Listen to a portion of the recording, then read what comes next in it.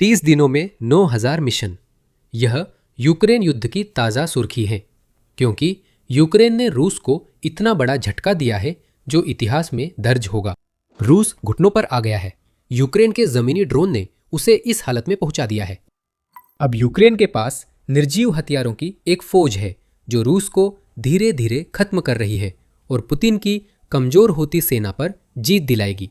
रोबोटों की ये लहर सच है। पुतिन मशीनों के असली उभार का सीधे सामना कर रहा है। मार्च का महीना यूक्रेन के लिए जमीनी रोबोट के मोर्चे पर बहुत बड़ा रहा है, क्योंकि इसने रूस के साथ अपनी जंग में इस नवाचार तकनीक के इस्तेमाल के सभी पुराने रिकॉर्ड तोड़ दिए हैं। पिछले महीने यूक्रेन ने जमीन पर चलने वाले रोबोट से 9,000 से ज्यादा मिशन किए, जिससे साफ है कि ये रोबोट्स यूक्रेनी सेना का अहम हिस्सा बन गए हैं और अपने काम में सफल हो रहे हैं। इसी सफलता के कारण अब हम रिकॉर्ड तोड़ ऑपरेशन के आंकड़े देख रहे हैं। यूक्रेन के रक्षा मंत्रालय ने एक चार्ट में इस बात को उजागर किया है, जिसमें दिखाया गया है कि सिर्फ 5 महीनों में ही यूक्रेन की अपने जमीन पर चलने वाले रोबोट्स, जिन्हें मानव रहित जमीनी वाहन या यूजीवी भी कहा जाता है, पर निर्भरता कितनी बढ़ गई है। नवंबर 2025 में उन यूजीवी ने लगभग 2,900 मिशन पूरे किए। ये पहले से ही एक प्रभावशाली संख्या है, जो लगभग 100 मिशन प्रतिदिन पूरे होने का संकेत देती है। ये सिर्फ शुरुआती संकेत था कि यूक्रेन युद्ध में यूजीवी की बाढ़ लाने की तैयारी कर रहा था। दिसंबर तक यूक्रेन के यूजीवी ने 5,200 से अधिक मिशन संभालकर ग्राउंड रोबोट मिशनों की संख्या लगभग दोगुनी कर दी थी। जनवरी में मासिक यूजीवी कुल में 2,000 से अधिक मिशन जुड़े। फरवरी में यूजीवी मिशनों की वृद्धि 400 रही और कुल 7,900 से ज्यादा हो गई थी। लेकिन मार्च में यूक्रेन ने यूजीवी उपयोग में फिर से बड़ी बढ़ोतरी की है। एक महीने में 9,000 मिशन। ये हर दिन यूजीवी से जुड़ी 290 से अधिक जमीनी कार्रवाइयां हैं। यहां हम जो देखना शुरू कर रहे हैं वह एक उभरता हुआ पैटर्न है। जैसे ही यूक्रेन मोर्चे पर कई चुनौतियों से जूझ रहा है, जिसमें जनशक्ति की समस्या भी शामिल है, जिसे हम बाद में विस्तार से देखेंगे, उसने उस मुख्य चीज का सहारा लिया है जिसने उसे उस युद्ध में प्रतिस्पर्धी बनाए रखा जिसे वह सालों पहले हारने वाला था। तकनीक अक्सर यूक्रेन की रक्षक रही है और ड्रोन और रोबोटिक्स तकनीक में उसकी विशेषज्ञता अब 2026 में सामने आ रही है, जो अब युद्ध में एक निर्णायक मोड़ बनने की संभावना दिख रही है। रोबोट्स का इस्तेमाल बढ़ रहा है। यूक्रेन यह दिखाता है न केवल उन मिशनों की संख्या में जो यूजीवी पूरा कर रहे हैं, बल्कि उन यूनिट्स की संख्या में भी जो अब सक्रिय रूप से इन रोबोट्स को तैनात कर रही हैं।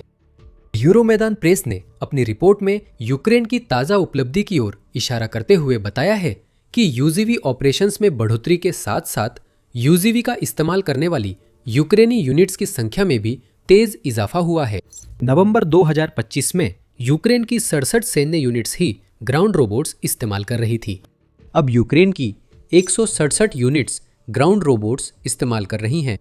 इनमें वे यूनिट्स भी हैं जिन्हें रक्षा मंत्रालय ने टॉप परफॉर्मर बताया है। प्रथम सेपरेट मेडिकल बटालियन यूजीवीस का अधिक उपयोग कर रहा है जब हम यूक्रेन के ग्राउंड रोबोट्स के चौंकाने वाले विकास पर नजर डालते हैं। हालांकि यूजीवीस का इस्तेमाल यूक्रेन की असॉल्ट यूनिट्स में भी हो रहा है, क्योंकि तृतीय सेपरेट असॉल्ट ब्रिगेड और 92वीं सेपरेट असॉल्ट ब्रिगेड भी ऐसे यूनिट्स हैं जिन्हें यूक्रेन के रक्षा मंत्रालय ने खास तौर पर नाम लिया है। यूक्रेन ने बताया कि तृतीय ऑपरेशनल ब्रिगेड और 95वीं सेपरेट एयर असॉल्ट पोलिसिया ब्रिगेड ने यूजीवीस का बेहतरीन इस्तेमाल किया।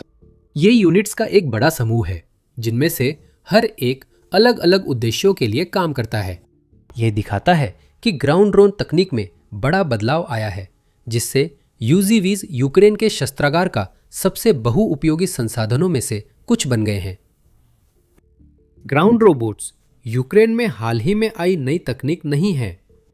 जैसा कि अक्सर होता है, जो चीज़ रातों रात की सफलता लगती है वह असल में कई वर्षों की मेहनत का नतीजा होती है, जिसने एक ऐसी तकनीक के विकास में योगदान दिया है जो अब अपना असली सामर्थ्य दिखाना शुरू कर रही है। यूक्रेन में इस्तेमाल किए गए शुरुआती ग्राउंड रोबोट्स आज के युद्ध क्षेत्र में दिख रहे रोबोट्स की तुलना में काफ़ी साधारण थे। इसका मतलब ये नहीं कि वे बेकार थे। नवंबर 2025 में जो यूक्रेनी रक्षा मंत्रालय के आंकड़ों की शुरुआती तारीख भी है, यूजीवीज मोर्चे पर सप्लाई वाहनों के रूप में इस्तेमाल हो रहे थे, क्योंकि रूसी मानव रहित हवाई वाहनों के कारण यूक्रेनी सैनिकों और पारंपरिक वाहनों के लिए सुरक्षित सप्लाई पहुंचाना मुश्किल था। छोटे यूजीवी, जिन्हें छुपाना आसान और देखना मुश्किल था, अपनी पहचान बना रहे थे। वे पीछे से मोर्चे तक खाना और गोला बारूद पहुंचा सकते थे, जैसा कि वे पोक्रोव्स्क जैसे संघर्षग्रस्त क्षेत्रों में कर रहे हैं, जहां ऐसी सप्लाईज अक्सर जीवन और मृत्यु के बीच का फर्क तय करती हैं। उस समय बीबीसी ने कहा था कि पोक्रोव्स्क की लड़ाई शायद इतिहास में पहली बार होगी जिसमें यूजीवी का बड़े पैमाने पर इस्तेमाल किया गया, न केवल लॉजिस्टिक सपोर्ट के लिए बल्कि एक ऐसे उपकरण के रूप में भी जिसका इस्तेमाल यूक्रेन घायल सैनिकों को निकालने के लिए कर सकता है। बीबीसी के मुताबिक नवंबर तक पोक्रोव्स्क के अग्रिम मोर्चे पर 90% सप्लाईज जमीन पर चलने वाले रोबोट से पहुंचाई जा रही थी। आर्टिकल में जिस यूजीवी को दिखाया गया उसका नाम टर्मिट था और इसकी क्षमता लगभग 200 किलोग्राम या 440 पाउंड है। वैन से उतारने के बाद इसे एक ऑपरेटर द्वारा, जो कई मील दूर तैनात होता है, रिमोट से कंट्रोल करके अपने गंतव्य तक पहुंचाया जा सकता है। ये प्रक्रिया बताती है कि यूजीवी यूक्रेन के लिए क्यों जरूरी है। ये जोखिम घटाते हैं और इससे भी अधिक कर सकते हैं। हमने पहले निकासी का जिक्र किया था। पोक्रोव्स्क की लड़ाई शायद यूजीवी का इस्तेमाल करके घायल सैनिकों को यूक्रेन के अन्य हिस्सों के खतरनाक इलाकों से बाहर निकालने के लिए एक ब्लूप्रिंट के रूप में काम आई होगी। 7 अप्रैल को यूनाइटेड 24 मीडिया ने बताया कि यूक्रेन ने 24 घंटे में ग्राउंड रोबोट से 6 निकासी सफलतापूर्वक की। वे रोबोट बनावट और कार्यक्षमता में ज्यादा जटिल नहीं हैं। वे पहियों वाले स्ट्रेचर जैसे होते हैं जिनमें छड़ें होती हैं ताकि घायल सैनिक को लादा जा सके। वे जो कर सकते हैं वो यह है कि वे घायल सैनिक को युद्ध क्षेत्र से ले जाने की कोशिश कर रहे व्यक्ति की तुलना में कहीं ज्यादा तेजी से लंबी दूरी तय कर सकते हैं। जिस 24 घंटे के ऑपरेशन की रिपोर्ट यूनाइटेड 24 मीडिया ने की, उसमें यूक्रेन के 2 यूजीवी ने मिलकर लगभग 300 किलोमीटर यानी करीब 186 मील की दूरी तय की। ऐसा इंसान खोजिए जो 24 घंटे में इतनी दूरी तय कर सके। आपने ऐसा सैनिक खोज लिया जो असल में होता नहीं। अब 6 यूक्रेनी सैनिक यूजीवी की वजह से जिंदा हैं। कुछ रूसी सैनिक यूक्रेन की ग्राउंड रोबोट तकनीक से मारे गए। जैसे जैसे वह तकनीक विकसित हुई है, यूक्रेन अब यूजीवी का इस्तेमाल सिर्फ लॉजिस्टिक्स और निकासी के लिए ही नहीं कर रहा है। ये कभी साधारण लगने वाले वाहन अब घातक हमलावर मशीनों में बदले जा रहे हैं। ऐसे मामलों में रूस की स्थिति सच में गंभीर हो जाती है। लेकिन इससे पहले कि हम इसमें गहराई से जाएं, आप देख रहे हैं द मिलिट्री शो।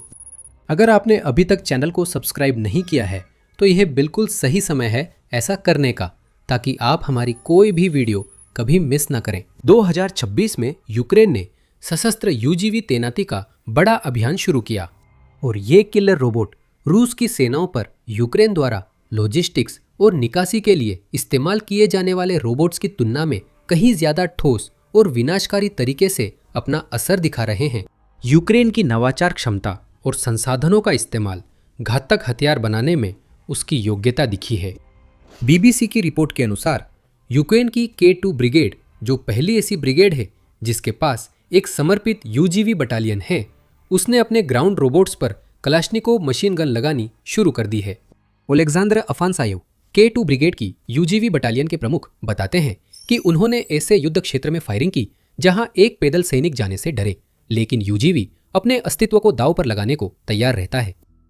कल्पना कीजिए कि इसका क्या मतलब होगा उन छोटे रूसी सैनिक दलों के लिए जिन्हें पुतिन यूक्रेन के क्षेत्र में घुसपैठ के लिए भेज रहे हैं। वे दल आसमान में ड्रोन या जमीन पर सैनिकों की उम्मीद कर सकते हैं, लेकिन फिर वे ऐसे वाहन से आमना सामना करते हैं जो एक छोटे टैंक जैसा दिखता है और जिसके ऊपर मशीन गन लगी होती है। आत्मसमर्पण ही एकमात्र विकल्प है और वह भी तुरंत करना होगा, क्योंकि वह यूजीवी गोलियां बरसा सकता है और बिना यह सोचे कि वह क्या कर रहा है आगे बढ़ सकता है। उसे न सोचने की जरूरत है, न मौत का एहसास है। अगर रूसी सैनिक उसे रोक भी ले तो दूसरी मशीन आ सकती है। पुतिन के पिट्ठुओं को सिर्फ मशीन गन यूजीवी से नहीं, बम ले जाने वाले जमीनी रोबोट से भी डरना चाहिए। यूक्रेन ने इन क्षमताओं के उपयोग के लिए बेहद शक्तिशाली तरीके खोजे हैं। याद रखिए, हमने पहले ही यूजीवी के बारे में बताया है। ये अक्सर इतने छोटे होते हैं कि बिना पता चले आसानी से आगे बढ़ सकते हैं। यूजीवी को अक्सर छुपकर कहीं पार भी किया जा सकता है, कई बार घंटों तक, ताकि वे अपनी बैटरी बचा सके और अनजान रूसी सैनिकों का घात लगाकर इंतजार कर सके, जो बदकिस्मती से उसी जगह को छिपने के लिए चुन लेते हैं।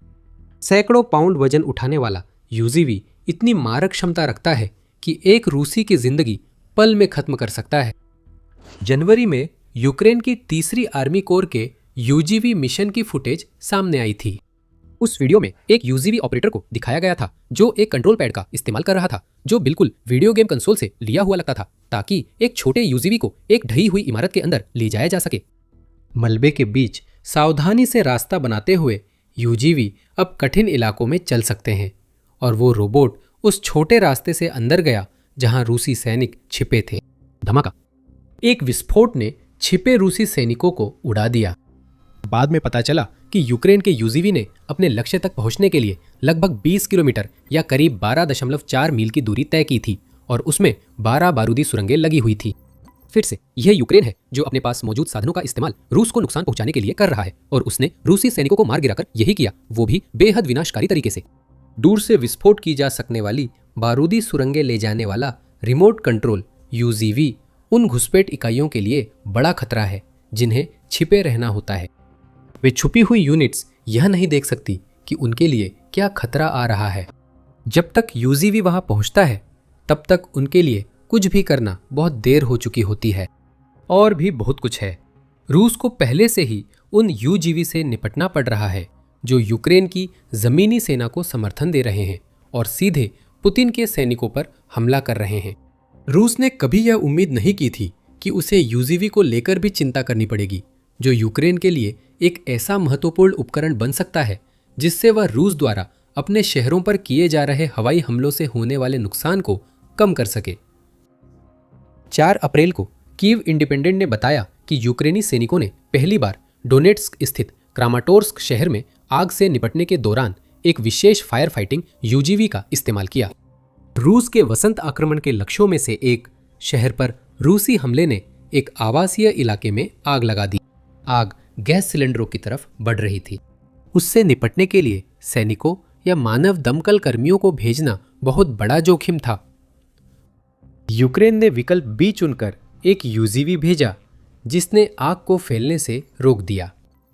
यूजीवी का संचालन करने वाले सैनिक सुरक्षित दूरी पर रह सके, जिससे गैस सिलेंडरों से होने वाले खतरे को पूरी तरह खत्म कर दिया गया, और साथ ही उस रूसी गोलाबारी के दोहराव का खतरा भी कम हो गया जिसने शुरुआत में ही यह समस्या पैदा की थी। इसी रचनात्मकता ने यूक्रेन को रूस की मानो अंतहीन जनशक्ति के सामने इतने लंबे समय तक टिके रहने में मदद की है। और जोखिम को कम करने की ये सारी बातें हमें अच्छी तरह से इस ओर ले जाती हैं कि यूक्रेन के यूजीवी और यह तथ्य कि वह इन्हें पहले से कहीं ज़्यादा अभियानों में इस्तेमाल कर रहा है, असल में क्या मायने रखते हैं। अब तक जिन घटनाओं को हमने उजागर किया है वे जितनी भी महत्वपूर्ण हों, असली मायने तो उन फायदों के हैं जो इन सबके पीछे छिपे हैं और जो यूक्रेन के लिए बेहद ज़रूरी है। इन फायदों में सबसे अहम फायदा वह है जिसकी यूक्रेन को बेहद ज़रूरत है। यूजीवी यूक्रेन की जनशक्ति की समस्या को काफ़ी हद तक हल करने में मदद करते हैं। 4 साल से ज़्यादा युद्ध के बाद यूक्रेन को मोर्चे पर जनशक्ति जुटाने में कई चुनौतियां हैं।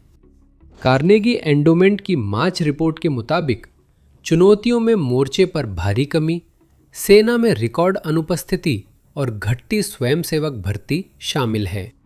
इन सबको सैनिकों की थकान से जोड़े जो लगातार जान बचाने की लड़ाई में हैं। दर्जनों रूसी सैनिक मारते हैं पर उनकी जगह और आ जाते हैं तो संकट के शुरुआती संकेत मिलते हैं। DW के अनुसार यूक्रेन में जनशक्ति से पूरी तरह वंचित नहीं है। हर महीने 30 से 35 हजार लोग सैन्य सेवा के लिए बुलाए जाते हैं। रिपोर्ट के अनुसार कई संभावित सैनिक अपनी इच्छा के खिलाफ यूक्रेन की सैन्य ट्रेनिंग में भाग ले रहे हैं, जिससे बड़ी संख्या में सैनिक भाग रहे हैं। यूक्रेन जनशक्ति समस्याएं सुलझाने की कोशिश कर रहा है। इसने अपनी सैन्य प्रशिक्षण की अवधि 30 दिनों से बढ़ाकर 51 दिन कर दी है, ताकि नए भर्ती सैनिकों को मोर्चे पर जीवन कैसा होता है इसके लिए बेहतर तरीके से तैयार किया जा सके। फोर्ब्स जोड़ता है कि यूक्रेन की सैन्य उच्च कमान में कुछ लोग यह भी तर्क दे रहे हैं कि यूक्रेन को उन सैनिकों की तैनाती बेहतर तरीके से करनी चाहिए जिन्हें वह जुटाता है। पूर्व आजो ब्रिगेड चीफ ऑफ स्टाफ बोडान क्रातोविच ने कहा कि मनोबल तब कम समस्या बनता है जब सैनिकों को ऐसा न लगे कि उन्हें केवल ऐसी जगहों पर तैनात किया गया है जहां यूक्रेन को तुरंत हालात संभालने हैं। उनका कहना है, और ऐसा लगता है कि यूक्रेन भी इसी पर ध्यान देने की कोशिश कर रहा है, कि नए भर्ती हुए सैनिकों को युद्ध के बारे में अधिक जानना चाहिए और उन्हें उपयोगी महसूस होना चाहिए, वरना वे खुद को सिर्फ संख्या भर महसूस करने लगते हैं। इन सबके ऊपर रूस के पास पहले से ही जनशक्ति की बढ़त है जो स्थिति को और जटिल बना देती है। रूस की आबादी यूक्रेन की तुलना में लगभग 4 गुना है, इसलिए रूस 13 लाख से भी ज्यादा नुकसान को सहन कर सकता है। यूक्रेन के पास क्षमता नहीं है और वह इतने सैनिक खोना नहीं चाहता। यूजीवी का बढ़ता इस्तेमाल यूक्रेन के जमीनी अभियानों की कुंजी है, क्योंकि रूस के साथ युद्ध 2026 के बाद तक बढ़ रहा है। वेस्ट पॉइंट के मॉडर्न वॉर इंस्टीट्यूट के मुताबिक यूक्रेन में यूजीवी के बढ़ते उपयोग से जनरल स्टाफ के अनुसार सैनिकों की हताहत संख्या 30% तक घट गई है। यह जमीनी रोबोट का बड़ा फायदा है। कम हताहत होने का मतलब है कि यूक्रेन को मारे गए और घायल सैनिकों की जगह नए सैनिकों की चिंता उतनी नहीं करनी पड़ती। इससे यूक्रेन को उन तैनाती और प्रशिक्षण की चुनौतियों का सामना करने के लिए थोड़ा समय मिल जाता है जिनका हमने जिक्र किया है। जैसा कि हम देख रहे हैं कि अब यूक्रेन अपने नए रंगरूटों को 21 दिन की अतिरिक्त ट्रेनिंग देता है। यूक्रेन के लिए यूजीवी का इस्तेमाल सैनिकों की क्षति कम करने और पुतिन की सेना की क्षति बढ़ाने के लिए अहम है। अब ग्राउंड रोबोट साबित कर रहे हैं कि वे आक्रामक शक्ति बन सकते हैं।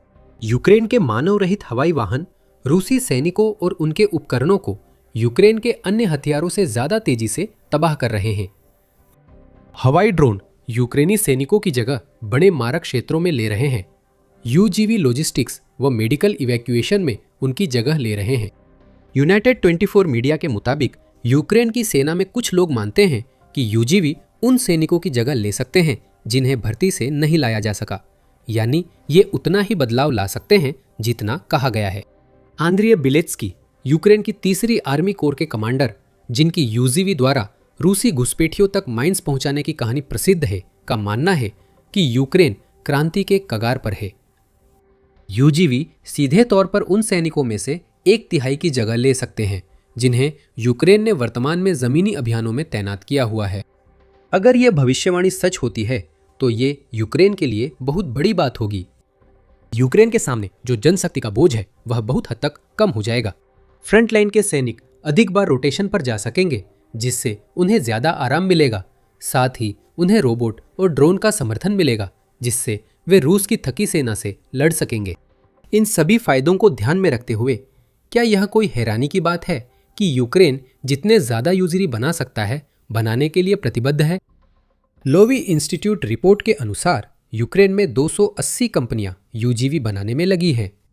30 मार्च की एक रिपोर्ट में यह उल्लेख किया गया कि यूक्रेन की तीसरा असोल्ट ब्रिगेड ने यूजीवी का इस्तेमाल इतने सामान ढोने के लिए किया कि अगर उसकी बराबरी करनी होती तो उसे 10,000 ऐसे सैनिकों की जरूरत पड़ती जो हर एक 20 किलोग्राम या लगभग 44 पाउंड का सामान उठा सके।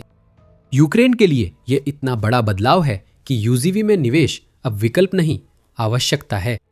जेम्सटाउन फाउंडेशन के मुताबिक यूक्रेन 2026 में 20,000 से ज्यादा यूजीवी बनाने की योजना बना रहा है। अगर इनमें से हर एक रोबोट 100 किलोग्राम उपकरण ले जा सकता है और ये अनुमान बहुत ही कम है, तो ये 50,000 सैनिकों की भर्ती के बराबर होगा। लॉजिस्टिक्स में रोबोट इंसानी सैनिकों से बेहतर है। यूक्रेन के लिए यह दक्षता अनमोल है, क्योंकि वह 2026 के वसंत और गर्मियों के आक्रमण में रूस के उन नए प्रयासों के मुताबिक खुद को ढाल रहा है जिनमें उसके बचाव पर बड़ी संख्या में सैनिक झोंके जा रहे हैं। रूस जानता है कि यूजीवी उसकी घिसावट की रणनीति के लिए बड़ा खतरा है। रूस यूक्रेन के यूजीवी को बेअसर करने की कोशिश कर रहा है ताकि यूक्रेन को वह मानव शक्ति इस्तेमाल करने के लिए मजबूर किया जा सके जिससे वह बचाना चाहता है। 6 अप्रैल की लीगा नेट रिपोर्ट के मुताबिक रूस ने यूक्रेन के यूजीवी का शिकार करने के लिए खास यूनिट्स बनाई हैं। ये यूनिट्स उन्हीं का विस्तार है जो रूस ने पहले यूक्रेन की लॉजिस्टिकल पाइपलाइनों को निशाना बनाने के लिए बनाई थी, लेकिन अब उन्हें एक ऐसे रोबोट दुश्मन का सामना करना पड़ रहा है जिसे देख पाना मुश्किल है और जो वो काम कर सकता है जो सैनिक नहीं कर सकते। ये साफ है कि रूस की यूक्रेन को रोकने की कोशिशें काम नहीं आ रही है। 1 महीने में 9,000 मिशन पूरे करने वाले यूजीवी इसका सबूत हैं। लेकिन पुतिन और उनकी सेना तैयार नहीं है कि यूक्रेन में जो हो रहा है वो सिर्फ शुरुआत है। और भी यूजीवी आ रहे हैं, हजारों और अगर यूक्रेन जल्दी ही एक बड़ी रोबोट सेना का इस्तेमाल करना शुरू कर देता है तो रूस को पिछले 4 सालों से जो जनशक्ति का फायदा मिल रहा था वो बेकार हो जाएगा। इंसान और मशीनों की लड़ाई में इंसान हारता है। यूजीवी यूक्रेन की रूस को लगातार कमजोर करने की पूरी रणनीति की कुंजी हो सकते हैं। यहां हम एक और उदाहरण देख रहे हैं कि कैसे युद्ध के प्रति यूक्रेन के नवाचारपूर्ण दृष्टिकोण ने रूस को बैकफुट पर ला दिया है। नवाचार को अनदेखा नहीं किया गया। ऑपरेशन एपिक फ्यूरी की अफरा तफरी के चलते खाड़ी देशों ने यूक्रेन से ज्ञान और विशेषज्ञता साझा करने का अनुरोध किया। यूक्रेन उन अनुरोधों का जवाब दे रहा है जिससे रूस के आक्रमण पर बड़ा असर पड़ सकता है।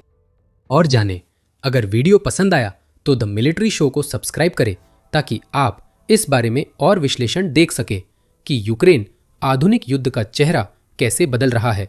देखने के लिए धन्यवाद।